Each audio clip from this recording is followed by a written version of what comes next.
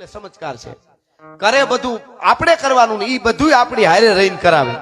આ કરણીજીની વાતમાં છે ને, ગંગાસિંહજીને બનેલી હમણાંની ઘટનાને અંગ્રેજનો રેકોર્ડમાં પણ ઇતિહાસ સાક્ષી છે કે ગંગાસિંહજી લંડનમાં ગયેલા અને કરણીજી કર્યા કરે અને નામ ગંગાસિંહ ને એમના એને ત્યાં જોન પંચમ અંગ્રેજ જોન પંચમ એને કીધું કે तुम शेर लगाते हो, તમારે પીછે તો દરબારો ને સિંહ લાગે કે નહીં, તો કે હા, તો કે તો સિંહ સામે તમે બાંધી શકો ને, એ વખત આવે તો બાંધી શકી, પણ અહીંયા શું, તો કે નહીં, શેર કે પિંજરે में तुम जाओ. જોર પંચમે કીધું ને અંગ્રેજની રાણી વિક્ટોરિયા પણ હાજર રહેલા, ઇતિહાસ સાક્ષી છે, અંગ્રેજોમાં છે પણ આનું ટાંક મારેલી છે. અને એ બન્યું અને એને એમ કીધું, ગંગાસિંહ કરણીજીને બહુ માનતા, ગંગાસિંહે કીધું કે મારે અહીંથી ઇન્ડિયા જવું પડે, ભારત એક વખત મને, પછી પાછું આવું તો પછી તમારે શેરના પિંજરામાં નાખો, વાઘ ગમે એવો ફાટેલો વાઘ હોય કે હાવો જ હોય, હું એના સામે લડી લઉં, હું સિંહ લાગે છે અમારે દરબાર તો અમે સિંહ સહી એમ. પણ ઈ વખતે કઈ આ જહાજો ન હોય, તો દરિયાના જહાજોથી આવે, હવાઈ જહાજ ન હોય. ત્યાંથી આવ્યા, પાછા રાજસ્થાન આવ્યા ને કરણીજીને પગે લાગવા ગયા ને કીધું, હે ડોકરી મારી લાજ રાખ્યો, હે ડોસી મારી લાજ રાખજે, ચકલું માઠા વતરી ધીન ગાંઠી દેવલ ઝીણરી કુખા જન્મિયા કિનિયાણી કર્નલ. એને પ્રાર્થના કરી અને પાછો લંડન જાય છે, ઇતિહાસ સાક્ષી પૂરે છે. અને મોટું પિંજરું લઈ આવે, વાઘનું ફાટેલો વાઘ ભાઈઓ, એ વાઘનું પિંજરું આવ્યું. ગંગાસિંહને હાથમાં તલવાર દીધી, પણ તલવાર આમ જ મારી શકાય, પિંજરું આમ ઊંચું કેટલું કે પોતે ઉભા રહીએ તો અહીંયા અડે, આમ આટલું અને આમ લાંબુ, એટલે એને તલવાર મારવી હોય તો આમ કેમ મારે, જમ્યો હોય તો આમ મારી હગે, તલવારનો ઝાટકો જ ન લાગે. એ વખતે કેમેરા આવી ગયા હતા, બ્લેક એન્ડ વ્હાઇટ, અંગ્રેજોએ પણ આ લખેલી વાત છે તમને કહું છું. અને મહારાજ ગંગાસિંહના દેવતાય રાજા હતા, એના ઇતિહાસમાં પણ આ વાત છે. બ્લેક એન્ડ વ્હાઇટ કેમેરા હતા, કેમેરો વિડીયો ચાલુ રાખ્યો, નોંધ છે, આ ઇતિહાસ સાક્ષી પૂરે છે. કેમેરો ચાલુ રાખ્યો અને આમથી વાઘનું પિંજરું ખોલ્યું, ખૂણામાં બેઠો થામો ખીજાય અને અંદર ગયા મહારાજ ગંગાસિંહ ખુલ્લી તરવારે. મોટું પિંજરું હતું, પણ એવું મોટું નહીં કે આમ કરીને તરવાર મારી શકે. હવે તરવારને કઈ આમ મારે તો ન લાગે, એનો તો એને એટલો સ્કોપ મળે તો થાય ને, ઈ ન મળે એવું પિંજરું. એટલે ખૂણામાં બેઠો અંદર ધાડ આ બાજુથી બંધ થયું, આ બાજુ ઘા ઘા ઘા ઘા કરીને આ વાઘ આમ આવ્યો, આવતા ની આમ તરવાર હતી, આમ મારી ધાડ ભાડ કરતું, અહીંથી મસ્ત ભાડ દઈને નીચે પડ્યું. જોઈ લેજો, સર્ચ મારી શકશો તમે, અંગ્રેજોએ પણ આની સાક્ષી લખી છે. બ્લેક એન્ડ વ્હાઇટ વિડીયો જે ચાલુ હતો, ભોડું પડી ગયું, બધા ઉભા થઈ ગયા ચાલીને ઉભા. રાણી વિક્ટોરિયા એને માફી માંગી કે અમને માફ કરજો કે અમે તમારું પાયખું લીધું, પણ તમે આવી રીતે તલવાર મારીને ભોડું ઉલાળી નાખ્યું. અને પછી વિડીયો કે જોવો, એટલે ફેરથી જોવો મજા આવે જોવાની, કેમ માર્યો હોય. મિત્રો વિડીયામાં જોયું, ઇતિહાસ સાક્ષી પૂરે છે. ગંગાસિંહ નો ખાલી હાથ આમ થાય છે અને વચ્ચે એક ગલટી દાઢિયાળી ડોસી છે, એ ઝાટકાનો ઘા કરે છે, એ વિડીયામાં આવી ગયું હતું.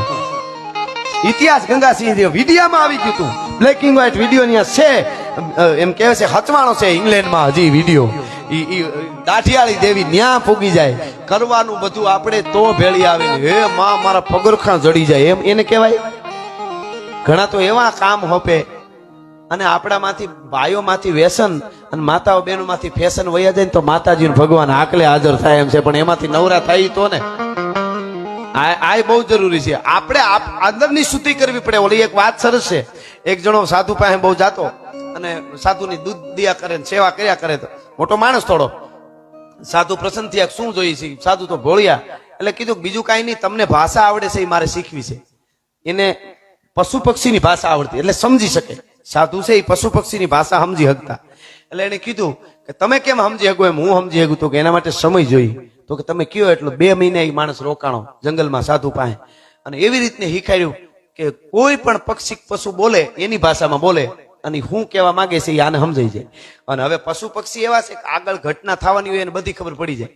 ભૂકંપ આવવાનો હતો, કેટલા ઢોરો છે એ 2 દીધા સરવામાં, બીજી અને એની 2-3 કલાક પહેલા તો ભેહું અમે સારતા હતા, કાયદેસર ભેહું રગવા માંડે, સરે નહીં, પછી ભૂકંપ આવ્યો, એ ખબર પડી જાય એને. એટલે આને તો બધી ભાષા શીખી ગયો પશુ પક્ષીની. પછી પક્ષી ઘેરે આવ્યો, પણ ઉપયોગ અવળો કર્યો. ઉપયોગ કેવો કર્યો ખબર? એકવાર 2 બકરીઓ વાતો કરતી હતી કે આપણો આ ગરધડી નહીં, તો કે આ એની ઓલી ઊંચા ઊંચી હારા મારી ભેહ નહીં બહુ મોંઘી, તો કે આ 15 દિન મરી જવાની છે. ઓલા ભેહ વેચી નાખી. બોલો કાણો, એને ખબર પડી ગઈ કે આ મરી જવાની, વેચી નાખી. થોડાક દિવસ પછી 2 બિલાડી વાતો કરતી હતી કે આપણો આ ઓલો આપણે જે દૂધ પીએ છીએ જઈને ન્યા, એ નહીં ભાઈ, તો કે કે એને ઈ કે એની હારા મારી ઘોડી મરી જવાની હમણાં, તો ઘોડી વેચી નાખી. બળદની કઈક એવી પછી કોઈક પંખી વાત કરતા હતા કે આનો બળદ મરી જવાનો, બળદ વેચી નાખ્યો. તો લાભ લેવા માંડ્યો આ કળા શીખ્યો એની. એમાં એક દી બે બકરી વાતો કરતી હતી કે આપણો ગરધણી નહીં, તો કે હા, ઈ કે 1 મહિના મરી જવાનો. હે કે 1 મહિના મરી જવાનો. ઈ સમજી ગયો, હવે શું કરે? દોડીને સીધો બાપુ પાસે, બાપુ બાપુ બચા લો, બાપુ બચા લો. બાપુ કે ક્યાં હુઆ તેરે? કહો આપણા બાપુ ની મજા છે. હા, અમારે એક બાપુ આવેલા, મારી માં વાત કરતા, સાધુ વસ્તુ અદ્ભુત છે, પણ તાજા તાજા સાધુ થયા હોય ને એમને એમ કે આ બધું હેલું હોય છે. સાધુતા તો અદ્ભુત છે. હિમાલયમાં આપણે સાધુ જોઈ ઉઘાડે દિલે આ જ વિધિ આવે છે. જ્યાં એટલા એટલા પહેર્યા હોય એ થીજી જાય, ઉઘાડે દિલે ઓમ કરીને બેઠા છે. સનાતનની શું તાકાત છે! પણ આ તો તાજા તાજા સાધુ થયેલો, ગરીમાં આવેલો, ગરીની ઈ કકડતી ઠંડી ભાઈ થીજી જવાયો. ઈ આમ એક પછી એમ ઘાસ માંથી તમે જો તો લાગે તારોડિયા જામી ગયા હોય એવું વાતાવરણ, ચાદર પાથરી એવું થઈ જાય ઠારમાં.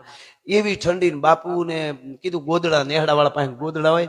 બાપુ 2-3 ગોદડા દીધા છે, જો હાલ્યો આ ઓઢી લેજો, ટાઈટ બહુ પડે. મેં હમકો ટાઈટ, ઠંડી કુછ નહીં કરતી, ઠંડી હમકો કુછ નહીં કરતી. અરે કે બાપુ આ ગैर છે ને મરી જાય. તો કે નહીં નહીં, ભજન ભજન ભજન કરેગા ઉસકો ઠંડી નહીં लगेगा.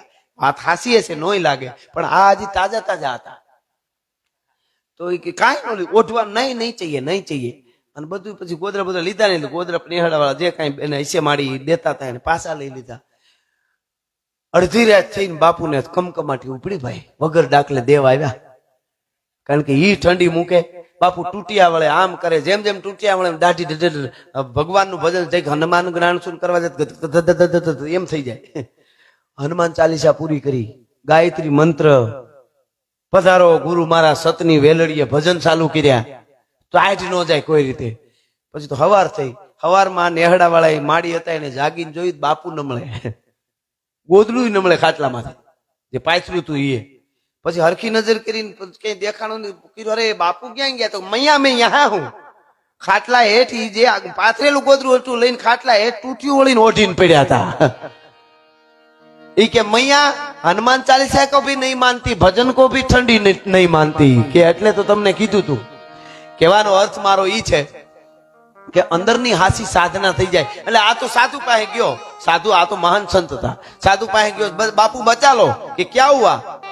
કે 2 બકરીઓ વાતો કરતી હતી કે હું 1 મહિના મરી જાય, હવે મારે શું કરવું? કે બકરીઓ વાતો કરતી હતી કે 1 મહિના હું મરી જાય. સાધુએ જે વાત કરી શું કીધું ખબર? બેચ દો. કે વેચી નાખ.